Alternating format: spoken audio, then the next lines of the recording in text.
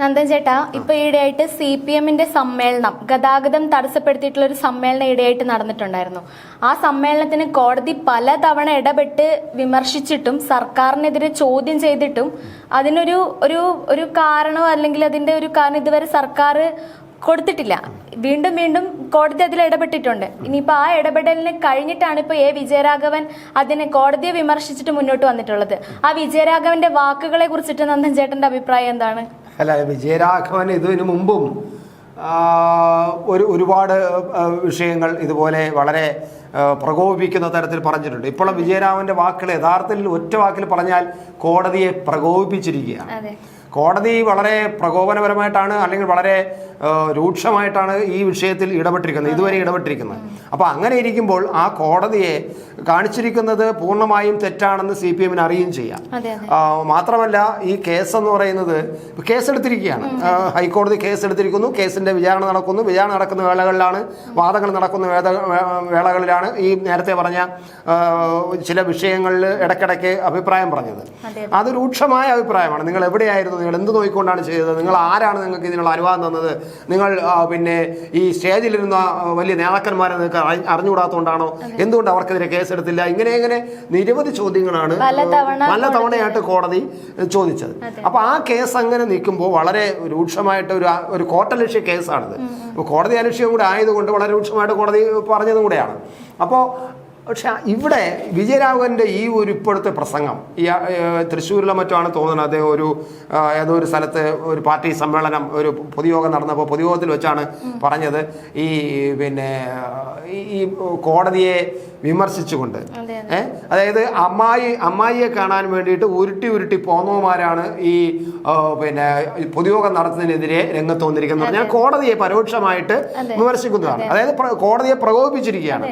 അപ്പോൾ ഈ കേസിൽ ഉള്ളത് പ്രധാനമായിട്ടും CPM-ന്റെ സംസ്ഥാന സെക്രട്ടറി MV ഗോവിന്ദനും ജില്ലാ സെക്രട്ടറി ജോയിയും ഉൾപ്പെടെയുള്ള പ്രമുഖ നേതാക്കളിലെ കേസിൽ പ്രതികളാണ്.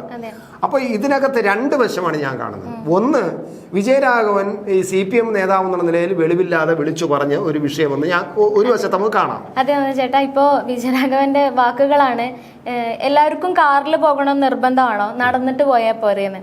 ഈ പറഞ്ഞ വിജയരാഘവൻ ആ സമ്മേളനത്തിൽ വിമർശിക്കാൻ വേണ്ടി വന്നത് നടന്നിട്ടാണോ? അദ്ദേഹം കാറിലായിരിക്കും വന്നത്. മാത്രമല്ല, അദ്ദേഹം പറഞ്ഞത് ഈ വലിയ കാർ, അതായത് വലിയ കാറിലൊക്കെ വരണോ? ഒരു വലിയ കാർ എടുത്തുകൊണ്ട് ഒരുത്തൻ മാത്രമാണ് അതിനകത്ത് കയറി യാത്ര ചെയ്യുന്നത്. ഇത്ര വലിയ കാർ വരണോ? പൊടി കാർ പോലെ കൊച്ചു കാറിൽ വന്നാൽ പോലെ. വിജയരാഘവൻ വന്നത് ഒറ്റ കാറിലാണ്. ഒരു കാറിൽ ഒരാളായിട്ടായിരിക്കും വന്നിട്ടുള്ളത്. രണ്ടുപേരുണ്ടോ മൂന്നാരുണ്ടോ നമുക്കറിയില്ല. എന്തായാലും നമ്മൾ കാണുന്നത് CPM നേതാക്കളെല്ലാം ഇവിടെ തലങ്ങും വിലങ്ങും പോകും നമ്മൾ കാണാറുണ്ട്. വലിയ ഇന്നോവ ക്രിസ്റ്റയിലൊക്കെ ഒറ്റയ്ക്കാണ് പുറകെ സീറ്റിൽ മലർന്നു കിടന്നാണ് പോകുന്നത്. അത് സംസ്ഥാന നേതാക്കളല്ല, ഒരു ഏരിയ കമ്മിറ്റി സെക്രട്ടറി വരെ ആയി കഴിഞ്ഞാൽ, ലോക്കൽ കമ്മിറ്റി സെക്രട്ടറി ആയാൽ പോലും കാറാണ്. അത് കഴിഞ്ഞാൽ ഏരിയ കമ്മിറ്റി സെക്രട്ടറി ആയി കഴിഞ്ഞാൽ ഇന്നോവ കാറിലാണ് അവർ പോകുന്നത്. എനിക്കറിയാം, ഇല്ല ഞാൻ കണ്ടിട്ടുള്ളതാണ്, എനിക്ക് അനുഭവം ഉള്ളതാണ്.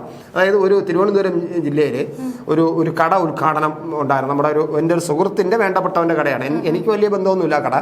എൻ്റെ സുഹൃത്തിൻ്റെ പറഞ്ഞ് ആ സുഹൃത്ത് പറഞ്ഞ് എൻ്റെ വേണ്ടപ്പെട്ട ഒരു കട ഉദ്ഘാടനമാണ്, നീ കൂടെ നമുക്ക് അവിടെ പോയിട്ട് അങ്ങോട്ട് പോവാം എന്ന് പറഞ്ഞ് ഞങ്ങൾ അങ്ങനെ കട ഉദ്ഘാടനം ചെയ്യാൻ പോകുന്നിടത്ത് പോയി ചെന്ന് കണ്ടു. കടയൊക്കെ ഉദ്ഘാടനം ചെയ്യുന്നുണ്ട്. അവിടെ നിന്ന് ഒരു ലഡുവൊക്കെ വാങ്ങിച്ച് കഴിച്ചു. അങ്ങനെ നിൽക്കുമ്പോൾ ഒരു ക്രിസ്റ്റൽ, ഇന്നോവ ക്രിസ്റ്റൽ വന്ന് നിൽക്കുന്നു. പുതിയ ഇന്നോവ ക്രിസ്റ്റൽ വന്ന് നിൽക്കുന്നു. അതിൽ ഒരാൾ വരുന്നു. ഏറ്റവും ബാക്കിൽ ഇങ്ങനെ സീറ്റിൽ മലർന്ന് കിടന്ന ഒരാൾ ഇറങ്ങുന്നു. വളരെ കുട്ടപ്പനാണ്, തേച്ച് ഉടച്ചക്കാത്ത പോലെ വെള്ളയൊക്കെ ഇട്ട്, വെള്ളയും മുണ്ടൊക്കെ ഇട്ട് വളരെ തലയെടുപ്പുള്ള വലിയൊരു ആളാണ്. അപ്പോൾ അയാൾ വന്നു ഇറങ്ങുന്നു. പെട്ടെന്ന് അവിടെ എല്ലാം ഒന്ന് ജാഗ്രത വരുന്നു. ആൾക്കാർ പലരും ഓടി അടുത്തിരുന്നു. കട മുതലാളി ഓടി അയാളെ അടുത്തിരുന്നു. അയാളെ വിളിച്ചകത്തേക്ക് കൊണ്ടുപോകുന്നു. അതിൻ്റെ കൂടെ കുറച്ച് പേര് അവിടേക്ക് നിന്നവരൊക്കെ ഓടി അയാളെ കൂടെ പിന്നാലെ പോകുന്നു. അയാൾ അവിടെ ചെന്ന് കട കാര്യങ്ങളൊക്കെ ചോദിച്ചു, എല്ലാം പറഞ്ഞ് സംസാരിച്ചിട്ടൊക്കെ ഇറങ്ങി പോവുകയും ചെയ്യുന്നു. അതേപോലെ കാറിൽ കയറി കൂടെ ഒരു പാരം ഒരു കൂട്ടം വന്നു, കയറ്റി വിട്ടിട്ട് പോകുന്നു. അപ്പോൾ ഇതാര് എനിക്കറിയില്ല. അപ്പോൾ ഞാൻ വിചാരിച്ചു ഈ പ്രദേശത്തെ ഏതോ വലിയ മുതലാളിയായിരിക്കും, ഈ കടക്കാരൻ്റെ ഏറ്റവും വലിയ അടുത്ത ബന്ധുവോ വേണ്ടപ്പെട്ടവനോ ചിലപ്പോൾ പണം മുടക്കുന്നവനോ ഒക്കെ ആയിരിക്കും, അങ്ങനെ എന്തെങ്കിലും ആയിരിക്കുമോ എന്ന് വിചാരിച്ചു. അങ്ങനെ അവിടെ ഇരിക്കുന്ന അടുത്തുള്ള ഒരാൾ ചോദിച്ചപ്പോൾ അത് ഇവിടുത്തെ പാർട്ടിയുടെ ഏരിയ കമ്മിറ്റി സെക്രട്ടറിയാണ്, CPM-ന്റെ ഏരിയ കമ്മിറ്റി സെക്രട്ടറി. ഞാൻ അന്തം വിട്ടുപോയി. സത്യമാണ്, അങ്ങനെ ഉള്ളവരാണ് ഈ വിജയരാഘവൻ പറയുന്നത് ഒരു കാർ, ചെറിയ കാറിൽ വന്നാൽ പോലെ നിങ്ങൾ എന്തിനീ കാർ എടുത്ത് വരുന്നു പിന്നെ എന്നൊക്കെ പറയുന്നത്. എന്തായാലും വിജയരാഘവൻ പറയുന്നത് ഒന്ന്, ഈ പറയുന്ന വെളിവില്ലായ്മയാണ് പറഞ്ഞത്, കോടതിയെ പ്രകോപിപ്പിച്ചിരിക്കുകയാണ്. എങ്ങനെ കോടതിയെ പ്രകോപിപ്പിച്ചെന്ന് പറഞ്ഞാൽ കോടതി വീണ്ടും ഗുരുതരമായിട്ട് ഈ കേസ് കൈകാര്യം ചെയ്യണമെന്നുള്ള ഉദ്ദേശം വിജയരാഘവൻ ഉണ്ടോ എന്ന് സംശയമാണ്. കാരണം ഈ കേസിൽ പെട്ടിരിക്കുന്നത് പാർട്ടി സംസ്ഥാന സെക്രട്ടറി M.V. ഗോവിന്ദനും ജോയി ഉൾപ്പെടെയുള്ള നേതാക്കളാണ്. M.V. ഗോവിന്ദനെ കുരുക്കാൻ വേണ്ടിയിട്ട്, കൂടുതൽ കേസ് ബലപ്പിച്ച് M.V. ഗോവിന്ദനെ കുരുക്കാൻ വേണ്ടിയിട്ട് വിജയരാഘവൻ ബോധപൂർവം പറഞ്ഞ ഒരു പ്രസംഗമാണോ നമുക്ക് സംശയിക്കാതിരിക്കാൻ പറ്റില്ല. കാരണം ഈ CPM-നകത്ത് ഉള്ള പിന്നെ അന്തർനാടകങ്ങൾ അത്ര വളരെ രൂക്ഷമാണ്, അവരുടെ വിഭാഗീയത അത്ര രൂക്ഷമാണ്. അപ്പോൾ ഈ വിജയരാഘവൻ മനഃപൂർവ്വം ഗോവിന്ദനെ കുറച്ചും കൂടി ഒന്ന് കുരുങ്ങട്ടെ അയാൾ ഈ കേസിൽ എന്ന അർത്ഥത്തിൽ പറഞ്ഞതായിരിക്കാം. അങ്ങനെ നമുക്ക് ഒരു വശം കാണണം. രണ്ടാമതൊരു വശം കാണേണ്ടത് പിന്നെ ഈ കോടതിയായിരുന്നാലും എന്ത് വന്നാലും ഞങ്ങൾക്ക് തോന്നും പോലെ ചെയ്യും.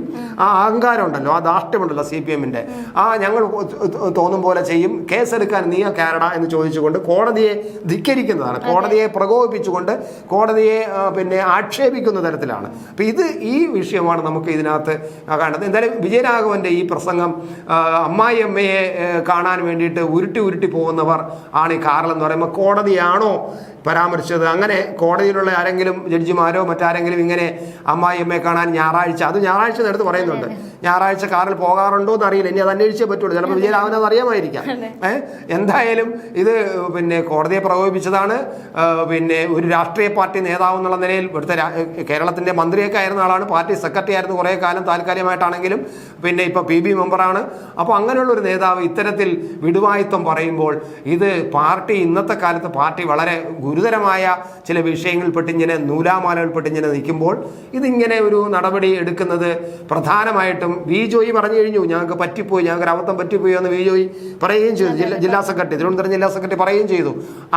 അങ്ങനെ പറഞ്ഞിരിക്കുമ്പോഴാണ് വിജയരാഘവൻ ഇതിനെ ന്യായീകരിച്ചുകൊണ്ട് കേസെടുക്കാൻ സുപ്രീം കോടതിയിൽ പോകുന്നത് വലിയ പബ്ലിസിറ്റി കിട്ടാനാണ്, ഇവനൊക്കെ പിന്നെ വലിയ മുതലാളിമാരാണ്, പാവങ്ങൾക്ക് ജാഥ നടത്തണ്ടേ, സമ്മേളനം നടത്തണ്ടേ എന്നൊക്കെ ചോദിച്ചുകൊണ്ട് കോടതിയെ വിമർശിച്ചിരിക്കുന്നത് അല്ലേ? ഓരോ ജീവിതവും ഓരോ കഥകളാണ്, വേറിട്ട കഥകളുടെ ഒരു കൂട്ടായ്മ. വേണമെങ്കിൽ നമുക്കതിനെ ഒരു നോവലെന്ന് പേരിടാം. അതുപോലൊരു നോവലല്ലേ നിങ്ങളുടെ ജീവിതവും? എന്താ, ശരിയല്ലേ? നിങ്ങളുടെ അനുഭവങ്ങൾ, കഥകൾ എന്തുമായിക്കൊള്ളട്ടെ, അത് കേൾക്കാൻ DNA ന്യൂസിലൂടെ ഞാൻ എത്തുന്നു. കഥ പോലൊരു ജീവിതം, അതിനായി ഞാൻ നിങ്ങൾക്ക് വേണ്ടി കാത്തിരിക്കുന്നു. നമുക്ക് ഒന്നിച്ച് കാണാം, കുറേ കാര്യങ്ങൾ സംസാരിക്കാം, വേദനകൾ പങ്കിടാം. നിങ്ങളുടെ വിഷയങ്ങൾ, അനുഭവങ്ങൾ അത് ഞങ്ങളെ അറിയിക്കേണ്ട വിലാസം താഴെ കൊടുക്കും.